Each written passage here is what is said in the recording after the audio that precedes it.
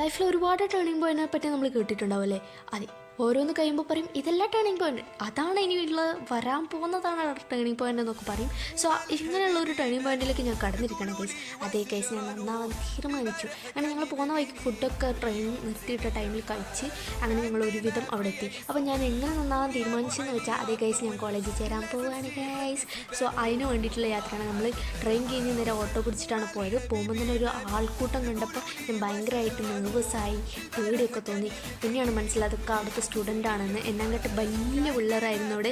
So അവരൊക്കെ കണ്ടപ്പോൾ എനിക്ക് എന്തോ ചമ്മലും നാണവും ഒക്കെ ഒന്നരപ്പാടെ വന്നു. സോ ഞാൻ അവിടെ നിന്ന് അഡ്മിഷനൊക്കെ എടുത്തു. ദെൻ ഹോസ്റ്റൽ കാണാൻ വേണ്ടി പോയി. ഹോസ്റ്റലിലെ അഡ്മിഷൻ ഇത് ഒരുപാട് ടൈം കൺസ്യൂമായി, കാരണം 2-3 മണിക്കൂർ പോസ്റ്റായിരുന്നു. അങ്ങനെ ഒടുക്കൻ അവിടെ ഞങ്ങൾ എല്ലാം സെറ്റാക്കി. അപ്പോഴേക്കും ഞങ്ങളുടെ ട്രെയിനൊക്കെ മിസ്സായി. ബട്ട് ഇതിൻ്റെ പാർട്ട് 2 ഞങ്ങൾ എങ്ങനെയാണ് വീട്ടിൽ എത്തിച്ചേർന്നതെന്ന് കാണാം. So by.